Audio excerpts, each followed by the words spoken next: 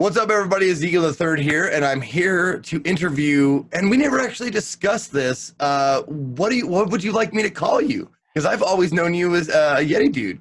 Yeti Dude is great. My Okay, real name's David, so whichever way works for you, that's good with me. And thanks for having me. absolutely, man. Thank you for joining me. We're here to discuss your foray and the overarching charity conglomerate Yeah, that is called that's a the good way to Matrix put it. Guard. Yep, and we just got the shirts. Looking snazzy. I dig Tell it, you, man. tell you know we're official. Exactly, you guys. We have T-shirts. we have, We are official. there are things. All right, so let's just jump into the basics here. First of all, what is the Matrix Guard? So the Matrix Guard is a group that we're putting together. It's a network to help people who might be struggling with some difficulties. So we've got all these people. Uh, It's okay, it happens. Go ahead. so the Matrix Guard is a company that we're putting together to really protect and help the Twitch community. There's so many people that visit Twitch every day, and a lot of us, whether we know it or not, uh, are working through some things, are having some emotional issues, are dealing with bullying, hatred, depression, things like that. And right now, there's not a good system in place for how to provide support for that group. And so the Matrix Guard is filling that need. Our goal is to help people before it becomes a crisis point, and if it becomes a crisis point, to be able to help them immediately. Okay, so this is set up as a safeguard, a place where people can get information and go to if they now is it if they are suffering themselves, or can they be referred, or how does that work? So our goal isn't just to be a place to go for information. Okay. Although we will have that, we have the information and we'll have the systems in place to do it. Okay. Our goal is actually to be on the front line, to almost be like a mental health first responder. So when we see somebody who might be suffering, to go ahead and start that conversation at that point. The reality is, I mean, if you wait until people are calling for help, you miss a lot of people. There's a Okay. lot of people who just won't.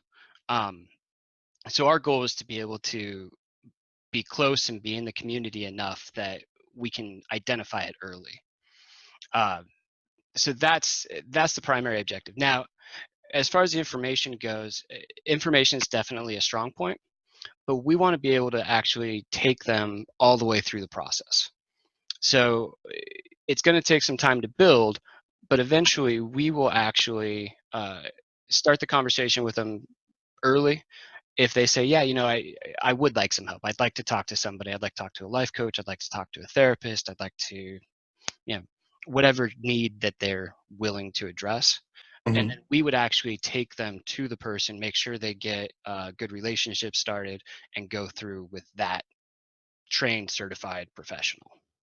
Okay, so you're saying you have you're planning on having these professionals available on your team, so to speak. Yes. Yep.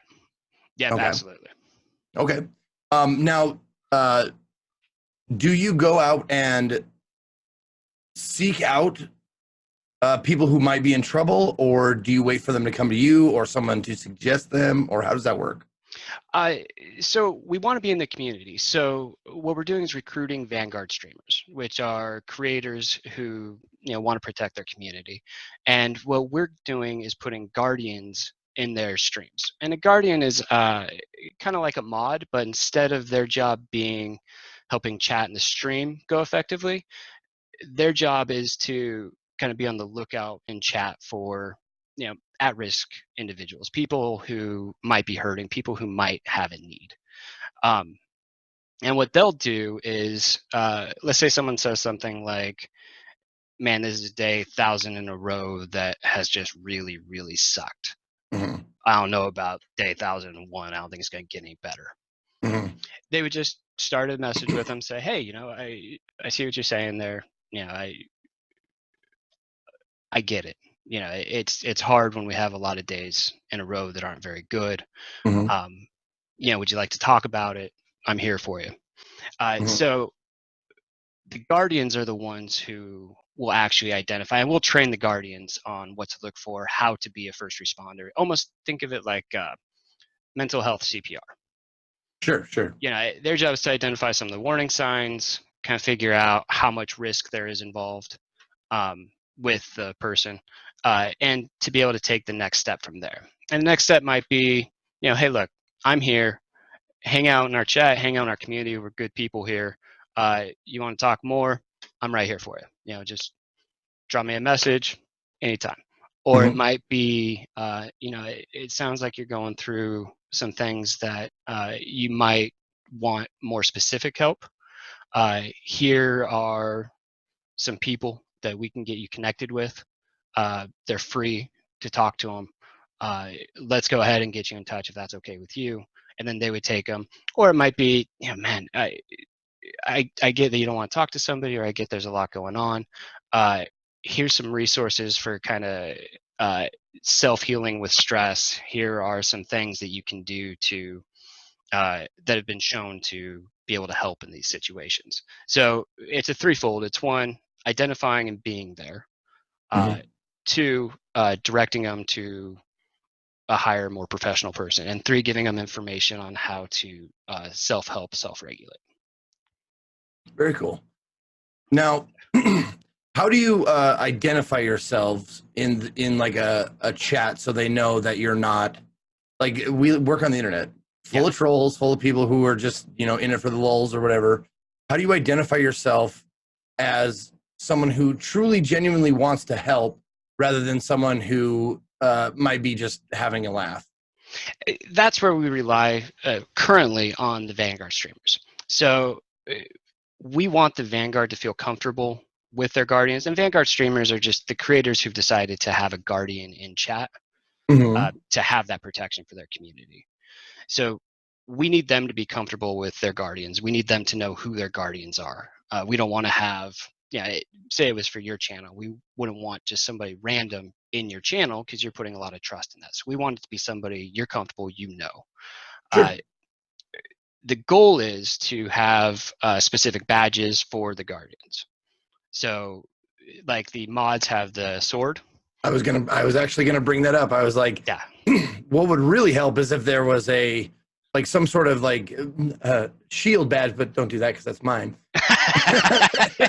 But some sort of badge that signifies you, like you, as you can see, like people who have like the TwitchCon 2019 badge by their name, Yep. or people who watch the Overwatch League or something. They have a little badge.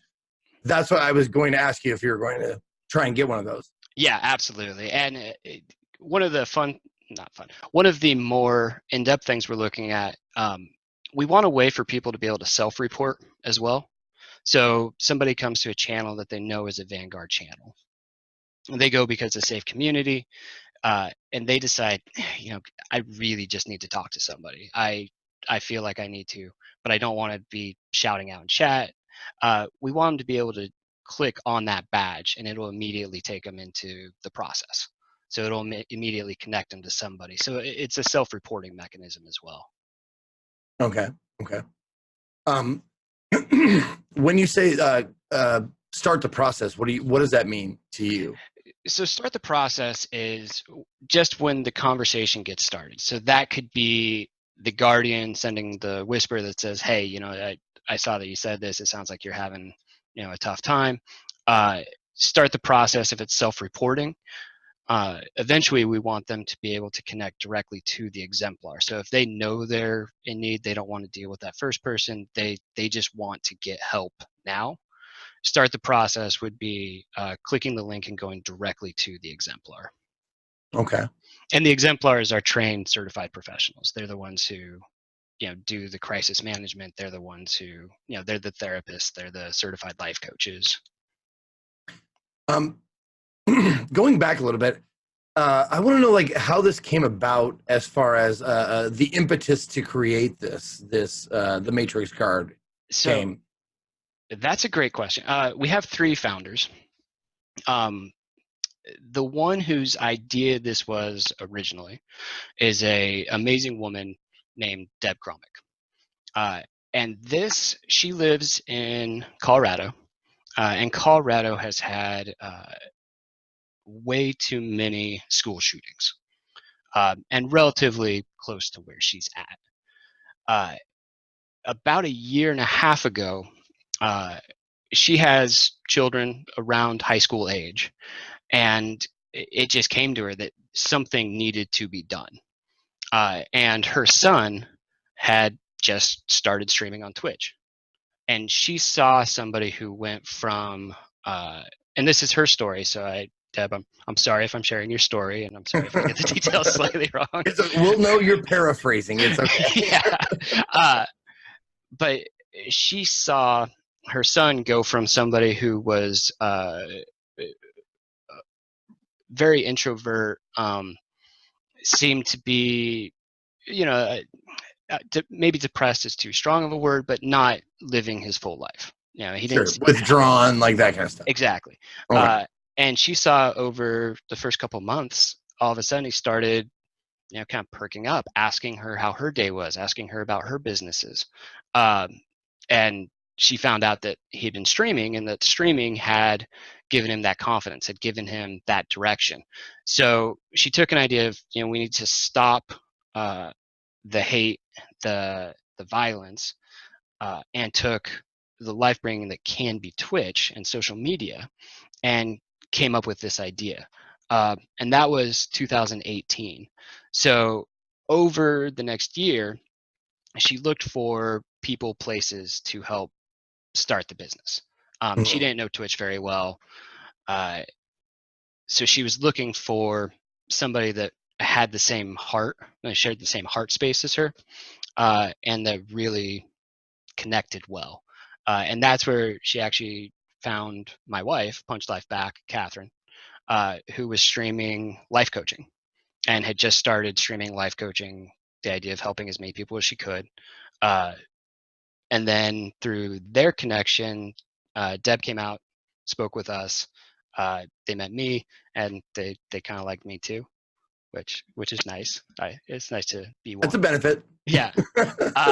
So that's kind of how the overall Matrix card came together. Now, for me, my connection, this is getting a little deep. So, and That's what we're here for. last year, I had a friend commit suicide. The proper term, he completed suicide. Sure. And then a month later, my dad completed suicide, which was a surprise. We didn't know he was depressed. We weren't expecting it.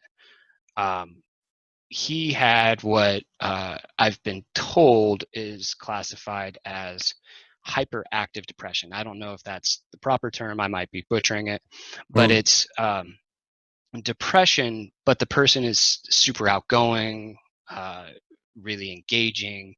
They seem like an extrovert, and they kind of develop those tactics to hide their depression. So it's almost never diagnosed because it just doesn't click the normal boxes. Right. And that was hard. We kind of found out that he was not planning it, that he had talked about it a couple days before he actually did it. And the day before, I actually called him and said, "Hey, I know you're hurting. Is there anything you want to tell me? Is there anything I can do for you?" And he just said, "Yeah, I'm not ready to talk about it."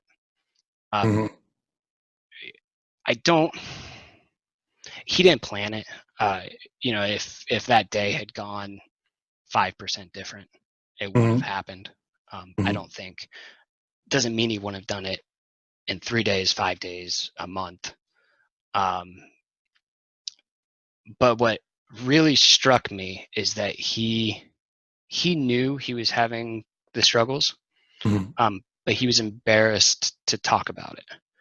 And that, I think, was a huge hindrance to him getting the help he needed. Um, I think he probably misled his therapist. I think he misled, everyone that was close to him, because he was embarrassed to have that. He was somebody who prided himself on being strong, being in control. And for me, the stigma of mental health, it shouldn't be. Having struggles in mental health is the same thing as breaking a leg. It's something that happens that you get help with. If you break a leg, you're not gonna be like, oh no, I'm fine, I don't need to see a doctor, it's my leg's just sticking out sideways.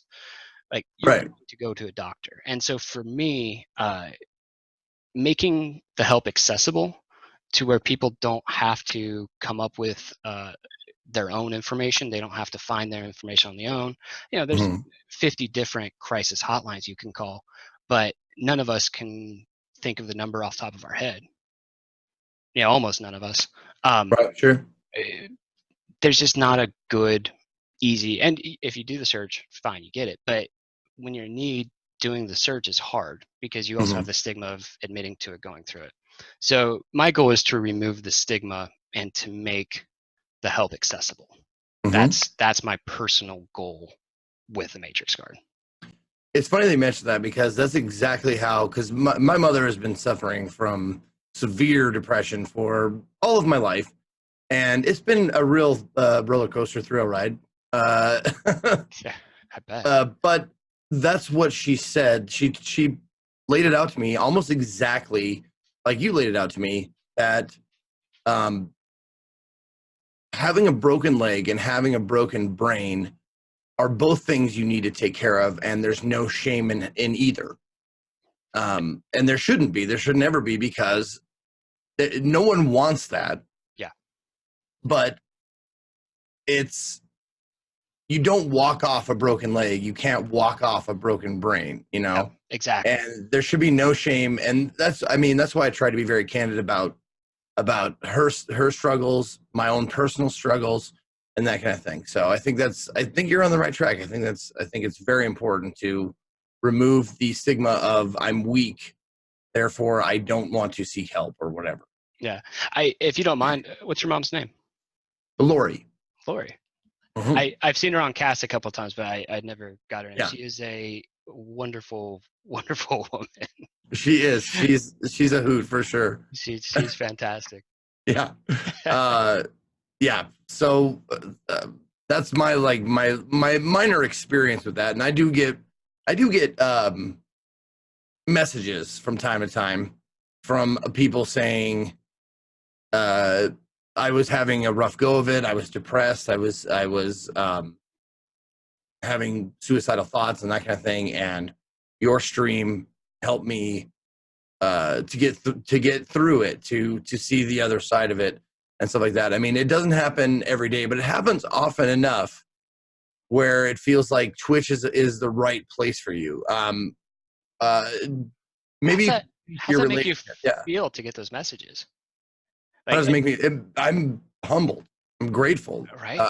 I feel like it's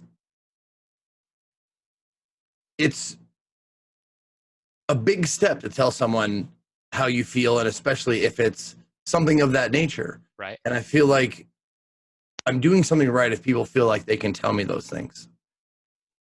God, that's got to be a cool feeling. And you are. I mean, one of the things that I gravitated towards you a long time ago, and I've been a lurker in your stream since Scott was speedrunning. Oh, I know you. I know the name, man. Your care about the community in a natural way, not okay, I need to foster it to build it bigger. Your touch with the community is really, really admirable, engaging. I look up to. It's a tough, like, it's obviously something that you do very well. I don't want to say it comes naturally, because obviously everything takes some work to do, but it's in your heart, which is great. Like that's the type of person that we're looking for our Vanguard streamers, is somebody who that feeling and the emotion is in their heart. They want to help their community. They want to help people. Mm-hmm. So speaking of that, are you in the process of reaching out to other streamers, content creators, and that kind of thing to expand the network? Yeah, so we are very young still. We literally did our first test stream on our channel, which our channel is not the impetus of this business. Mm-hmm. We're just trying to have a place that is somewhere that people who are interested can always stop by. So if we don't have a Vanguard streamer on, we want to have someone there that they can go to that has interesting content, has content about mental health.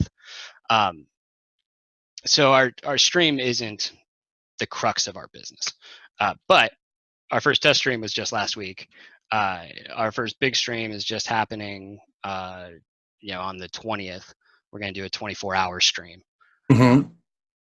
So our launch is really TwitchCon. Okay.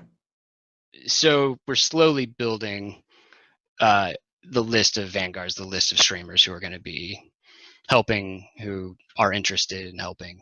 And figuring out where everyone fits is going to be an ongoing process. Our goal is to hopefully build the network pretty quickly. Mm-hmm. We have to figure out, we want to do this right. We don't want to be doing this half in, half out. So Right. we're towing the line of making sure we do everything very methodically. Mm-hmm. And I mean, if we can help one person tomorrow, Mm-hmm. we kind of need to take that opportunity, because helping one person is huge. Changing one person's life, even just giving a person a good day, is a huge thing. So we're trying to go as fast as we can while being very methodical in doing it, because it is a big change, a big step.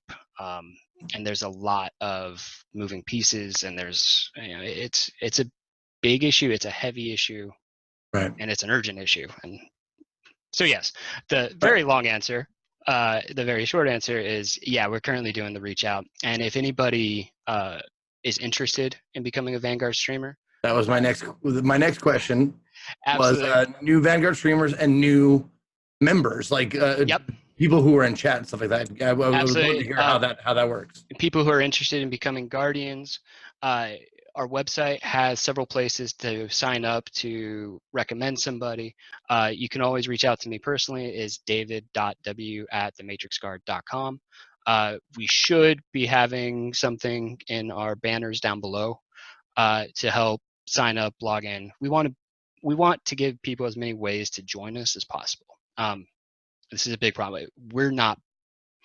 We couldn't do it on our own, even if we wanted to, because this is a giant thing, and it takes a Right. whole movement to change the world. Right. And we need a lot of people, and we need a lot of good people, and there's a lot of really good people here that Mm-hmm. we would like to bring together. Now, as far as getting new guardians, meaning the people in chat who are physically going to be able to help, is there a vetting process or like an application process that maybe weeds out the people who might not be, Doing it for the right reasons, or doing it for the right reasons, or doing it correctly, yep. or something like that? Like, like one of the first things my mom's like, when I got old enough to understand what was going on with her, she said, don't ever tell someone who has depression like I do to snap out of it or get over it, because that's not going to work. That's not what's happening here. We're not just having the blues. No. This is a mental like deficiency that we're having problems with, and like that kind of people. Like, Yeah. how do you prevent those people from doing that? As far as for the specific channels, we're hoping the Vanguard streamers will have some people that they'd recommend, because that gives them Okay. people that they vetted, they know they're comfortable with. Mm-hmm. And if people are coming not from a specific channel, and even the people who are recommended, before we allow somebody to become a guardian, they have to go through 8 to 10 hours of training on mental health first responding. So Okay. what to look for, how to talk about it, the things you say, what to do if somebody is currently in that crisis moment, Mm-hmm. what's okay to do if they're not in that crisis moment. We're also, we're talking a lot about depression, suicide, and that's the big. Obviously, that's important to me because that's the one that I've lived through, Mm-hmm. um, and that's the one that you know you've been dealing with to a certain extent with your mom. Mm-hmm. Um, but we're also hoping to be able to address bullying, hate speech, um, you know, extremist recruitment, which is less of an issue on Twitch, but still there. Mm-hmm. Uh, so we need to be able to train the Guardian on how to have those conversations. And the bullying specific, it's less, hey, don't do that. You're a bad person. Mm-hmm. Bugger out. It's more, okay, hey, you said something that was inappropriate. Let's, is there a reason? Did you intend to say something different? Did it come across bad? And our goal in that scenario would be to help the bullied, absolutely, because we don't want that type of thing to be affecting people in chat. We don't want people kicking others when they're down. That's an obvious. Right. But we also want to address the bullies themselves. And yeah, sometimes they're trolls, but other times they're people who are in as much need as the people they're going after. Right. Right. Right. And we don't want to just, nope, you did that in an inappropriate way. You're out. We're just going to stay here. So there's a lot of training that's going to have to happen. Short answer again, it'll be 8 to 10 hours to get certified as a guardian Okay. before we let them be guardians. Okay. Okay. And we'll have kind of an ongoing review process or a process where, maybe somebody can flag somebody who wasn't appropriate, who wasn't accurate. We would love for it to be a perfect system, Mm-hmm. but more important, it needs to be a good system that can reach a lot of people. Right. Are you planning on working primarily with Twitch?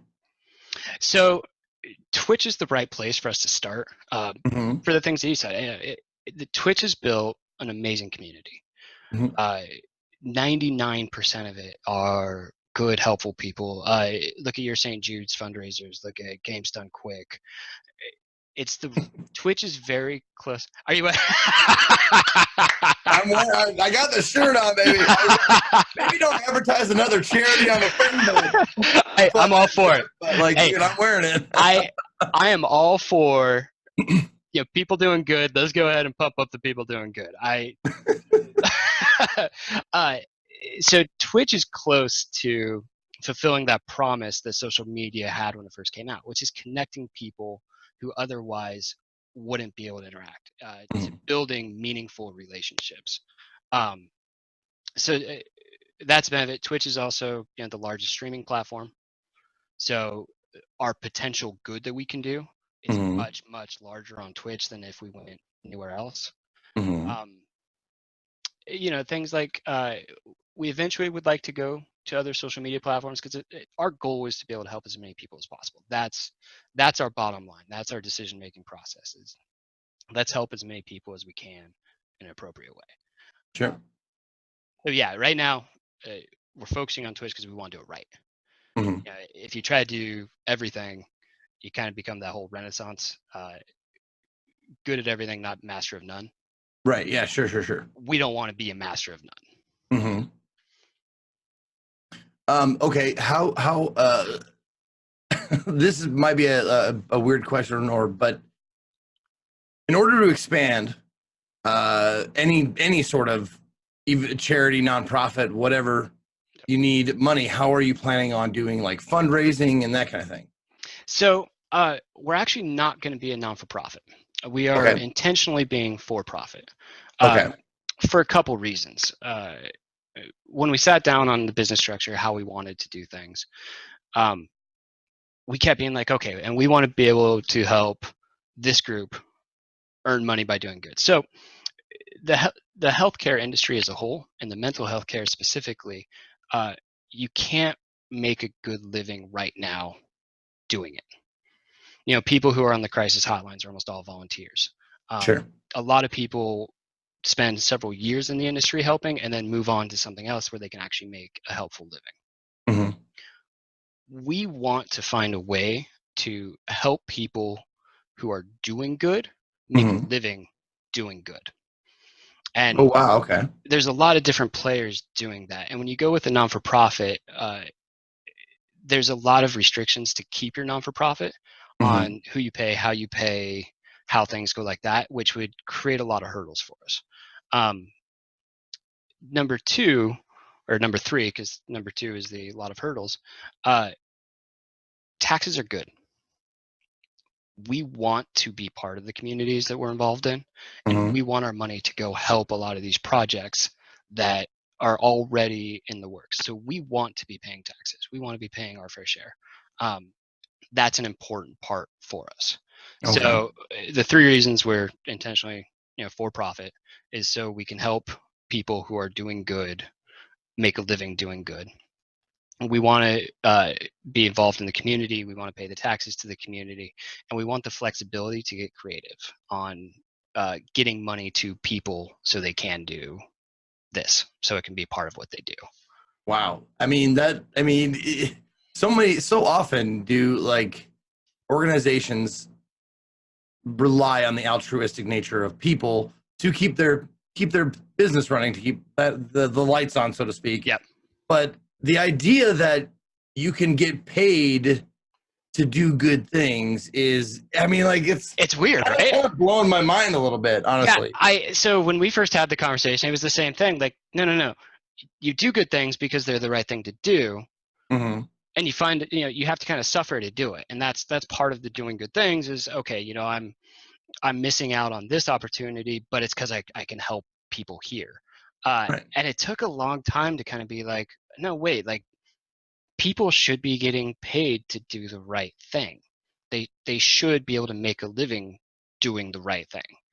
Uh, it took me a while Hmm.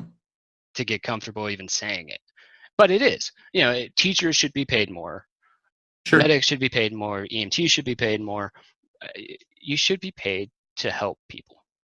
I agree. I absolutely agree. Like, if I ran the universe, I would pay the people who take care of the elderly the most money. Like, I would pay them like celebrity millions of dollar wages, because I could not think of a job that I would like to have less than that job, So because it's depressing, it's messy, it's like mentally straining. Like, and those people make dick, pardon yeah, my French, but they make dick yeah, salaries. Like, yeah, they should be making the millions, yeah. like, in Well, my opinion. and exactly, and one of the things is, we in American culture, U.S. culture, Mhm. you get old and we're kind of pushed to the side. I've been a caretaker for 8 years recently, caretaking somebody who is going from they can no longer move right to the onset of dementia, Mhm. and it's hard. It's a very hard thing, and it's another one of the things that there's a huge stigma to. People getting older try to hide it. It's people are uncomfortable being around it, and I mean the people who do it for a living, the people in nursing facilities, the people who are doing it at home, they are absolute saints, Mhm. and they deserve to be paid well to do it. They deserve to have a comfortable living doing that work. I agree. And that's, I mean, if we could figure out a way to pay them too, we probably would. So, just for my own personal information, and for any other streamer out there who's thinking about this, what is the commitment required from the streamer Hmm. to the Matrix Guard? Okay, so there's several ways you can help, um, which is how I'm going to turn your question is how you can help, and then what you would need to agree to become a Vanguard streamer.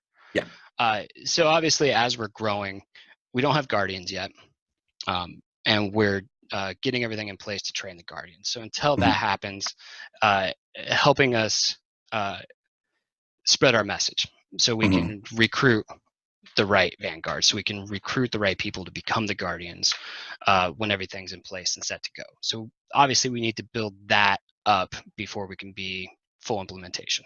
That's the Right. goal. So in order to become a Vanguard streamer, all you really need to do is we have to agree that you care about your community. But then the Vanguard streamer needs to agree to have guardians in their channel. And how many guardians, we don't know that number yet. The reality is there is no data for it.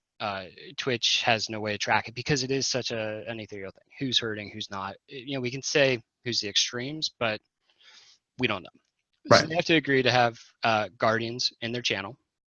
And will you ask them to suggest their own people? Yeah, so initially when Vanguard comes, we'll ask them to suggest their own people because they know their people better. We want it's their channel. So how you run your community is going to be different than how Punch Life Back runs her community, different how I'm a Cutie Pie runs his community. Right. They also need to be willing to have something in their banner, which will link them to the information needed for the mental health, and that's something that will work with the Vanguard on, what's non-intrusive. We need it to be in their banner. You mean like in the info section, or in the down below, just somewhere that it's accessible. That way, if there's not a guardian in chat, there's still somewhere that person to go, because we want the network to be like, hey, these are all the channels you can go to. If you're looking for a safe place, if you're looking for help, if you're looking for more information. So we just have to have something there. Gotcha. And that, the final look, we don't have yet. We're putting together a group of Vanguard for the focus group to help design how that's going to look.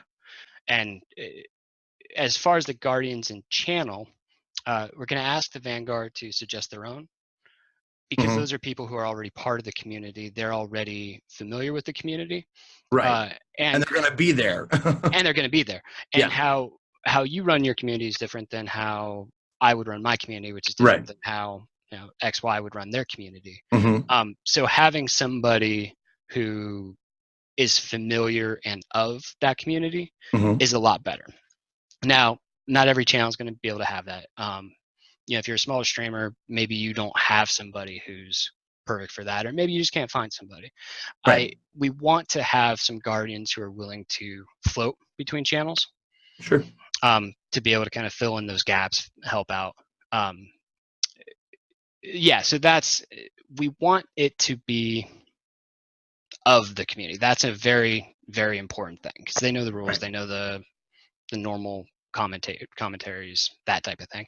And if there are people who are going to be identifying people who may need help, it's really helpful to know who you're talking to. Yeah, absolutely. Yeah. We're coming down to the end of it here. I wanted to ask, are you considered a charity or a business, or what? Business. You are a business. Okay. Yep. And we're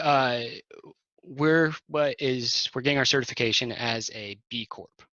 And a B Corp is a new classification, relatively new, last couple of years, that is a business designed to intentionally do good. That's the purpose of the business.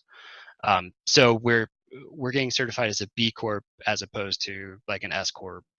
Well, is there anything else you want to say before we cut this off here? Yeah, could I ask you a couple questions? Yeah, be my guest.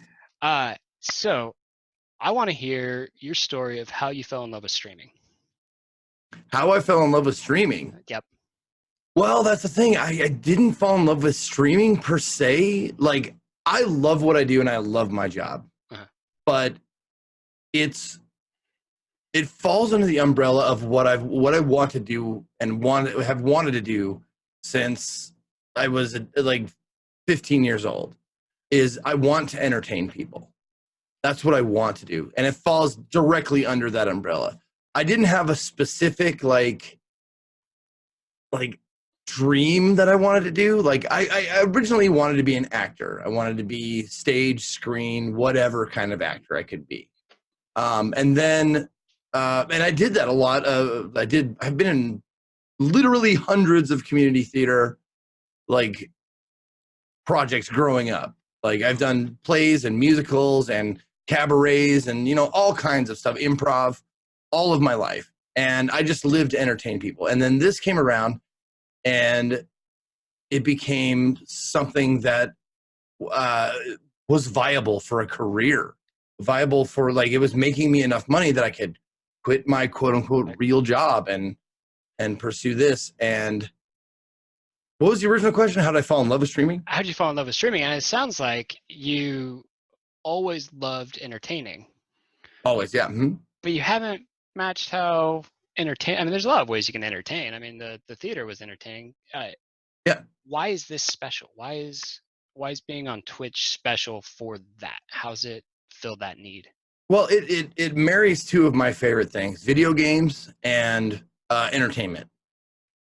I love both of those things very, very much, and the fact that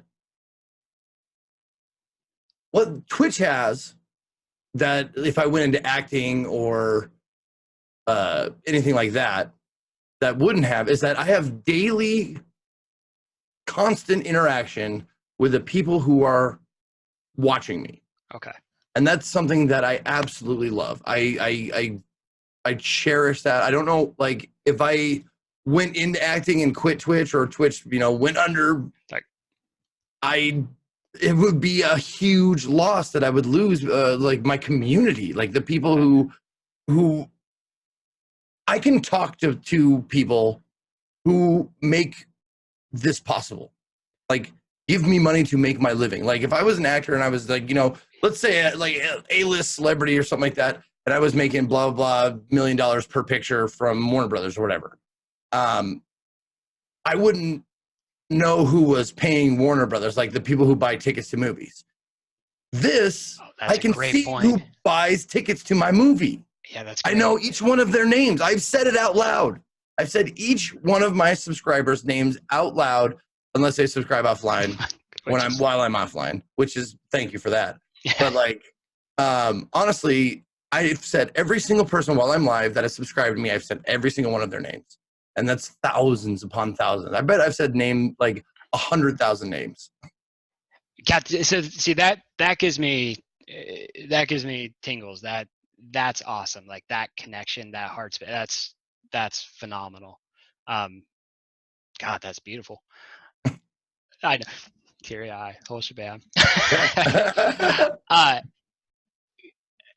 Dude, I had a moment like this probably isn't like way off topic, but I had a moment on Twitter with one of my viewers like told me, I don't know if you saw it, but one of my viewers told me, he's like, I'm working on I don't know, the rocket. I don't know, what's the abbreviation? God, it was SAS?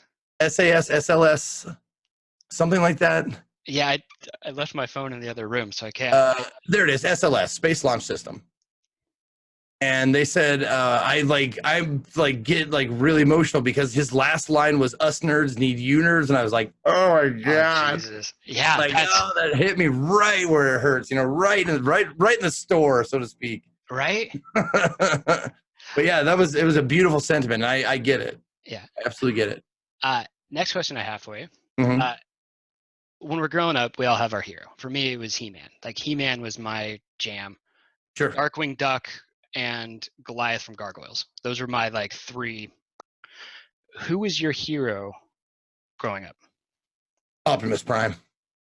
Oh, nice. Now, dude, Optimus Prime, he represented everything that was good, and he chose to defend Earth. This was his orphaned home. Like, he's from Cybertron, dude. Like, he's not even from here. That's why I love stories of like immigrants to America who are like, I chose to live in America because I want to be a part of this. That's what Optimus Prime did. He was an immigrant to the world, and he chose to defend the Earth from the Decepticons. And I'm like, hell yeah, dude. Yeah, and consistently got beat up doing it. Like, oh yeah, it was not an easy thing for him. Dude, like, not to spoil a 30-plus-year-old baby, but like, he died defending Earth. Yeah, yeah. Yeah, that's great. Mine was He-Man because it was the straight disguise. Things would go crazy. He'd go, and I don't know why that connected more to me than Batman, Superman, all the other people that go disguised. I think because I loved the fakeness of the disguise, the ruse that it was somebody completely different who was dropping it to throw himself in the way. And he was a prince. So he was already in a good position. Like he wasn't, Right. it wasn't like he went from one good spot to becoming a hero. Yeah. And he was still willing to do it, to put himself on the line for it, Mhm. which for that always stuck with me in a weird way. And then Darkwing, because Darkwing kept screwing up, so he was trying Yeah, to he's always do he's good. the goofy hero, the Yeah. one the absent-minded professor hero. Yep, the Inspector Gadget type. Like, There you go. Yeah, that keeps falling into victory, but like, yeah, yeah, it's not super good at it. the heart is good, the intentions are good, Yeah, the actions, he's doing the best he can. yeah.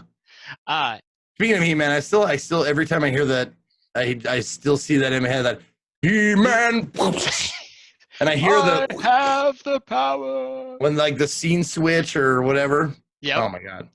Uh, what do you think makes a hero now? Like, The funny thing is, this is a hero is someone who is called a hero. okay. It's not someone who says I am a hero. Okay. It's kind of like being an ally to the LGBTQ community. You are called an ally. You don't call yourself an ally. Same with the hero. You are called a hero. You are dubbed a hero, named a hero, but you don't call yourself a hero. That's not how it works. If you have to name yourself it, you're probably not it. Yeah, it's like Robin Hood. It's like, it means great one. Did you give yourself this name? Yeah. Yeah, kind of like that. So, what type of actions would make somebody a hero? What would justify them being called a hero? And the funny thing is, I've talked about like heroes and truly like, is there really truly altruistic things that you do? Like, is going through I went through AA for a little while, and I'm very candid about that because it was a great experience in my life, and it helped me a lot to discover more about myself and how I think about lots of different things. And one of them is charity and helping other people. Is there really truly an altruistic act? And the answer is sort of no. Like, there is a reason you do good things for other people, and whether it's to look good in the eyes of other people or to feel good yourself, there is a direct like endorphic response from doing good for others. And that's okay. It doesn't bother me at all. Yeah. Like, I will do good for people because it makes me feel good. Yes, there's a this for that. But I mean, in the long run, like, I would hope someone would do the same for me, you know? Yeah. Like, yeah. Well, but what makes a hero is someone who does the most good for the least payoff. Okay, so there almost has to be not a suffering, but as we were talking about with the money, there has to be a trade-off of I'm doing good, but it's not necessarily I'm doing good because it's good for me to do it. I feel good because that's the least trade-off is, if I'm just doing it because it makes me feel better about myself. Right. And then the next step would be, okay, well, you're getting a little bit of money or you're getting a little bit of praise, etc. Right. And that's okay. Why, like, when you donate a certain amount of money to any charity, to a lot of charities, they'll send you a pin or a sticker or a button because you slap that on your car and people like say like, oh, that's why I bought the shirt, man. That's why I bought the shirt. So people be like, what's that? I was getting like, well, it's a charity thing, but I'm pretty great because I bought a shirt, right? I was part of it. Yeah, exactly. But that's okay. Like, if good gets done without harming other people, then the means don't matter to me, or the reasons you do it don't matter to me.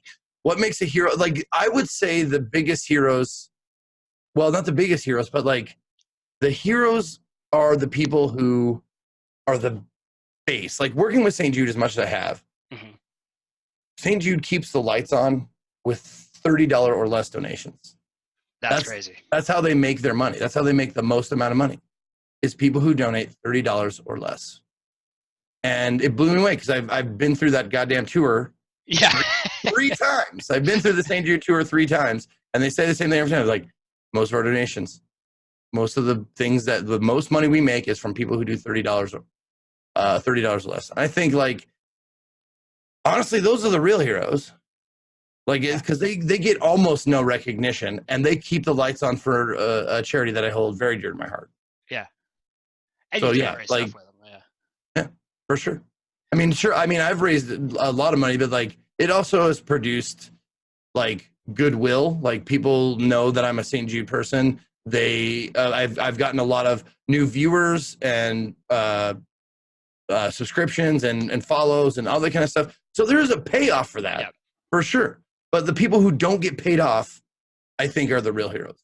And that might be like little like I don't know. I think it's great. I think it's accurate. I think it's. I mean, you're a hero as well. So one of the reasons we ask is it's our philosophy at the Matrix Guard that there's a hero in all of us. And we don't mean superpower. Not everyone has superpowers, etc. But Sure. all of us are heroes. The question is whether we recognize it and whether we act on it. And we each have our own definition. But for me, I'm kind of in line with you. A hero is somebody who does the right thing because it's the right thing. Not necessarily, because they're getting rewarded, because they're getting everything on top. Here's someone who does the right thing, and they're the ones who climb the wall and then help reach back and help somebody else climb the wall. Like to me, that's what makes a hero. So it's small actions. It's not the big. I ran into. I mean, obviously, the person who runs into a flaming building to save somebody, hands down, hero, absolutely. Sure. But that's not the barrier to becoming a hero. Right. A hero is just somebody who's trying to help the world become a slightly better place. Right. And that's our. So we think everyone is a hero, and we'll use the term when you listen to our channel and whatnot. A hero is everyone in chat. We'll refer to somebody who reaches out for help as a hero, because they are. They just might not be in that space at that moment to do heroic things, but they're still a hero. Right. And then we create unstoppable heroes. And an unstoppable hero is someone who is resilient, who, when they get knocked down, they can go to somebody for help. They're comfortable doing it, or they're willing to help somebody else. And that's an unstoppable hero. And our goal was to create as many unstoppable heroes as we can, because as we do that, the community naturally rises all together. When we can create unstoppable heroes, it's contagious, and that's how we're going to help the most people possible, which is super important to us. Absolutely, man. So if people want to reach out to you and be a guardian or a vanguard, how can they do that? Great question. And we're currently trying to get as many people willing to be vanguards and guardians as possible. We want to grow very well. You can reach out to us on Twitch. You can email me personally at david.w@thematrixguard.com. We also have a banner down below where you can sign up or recommend streams that you think are good candidates to become vanguards, and we'll reach out to them. Excellent. Excellent.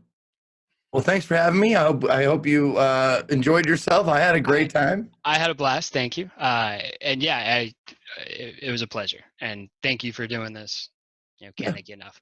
I look forward to seeing this thing grow, because I mean, you're doing good for a lot of people, and I like the idea of getting paid to do good stuff. It's a great incentive. Well, we'll get there. We know we'll get there. The question is when. Rock and roll, man.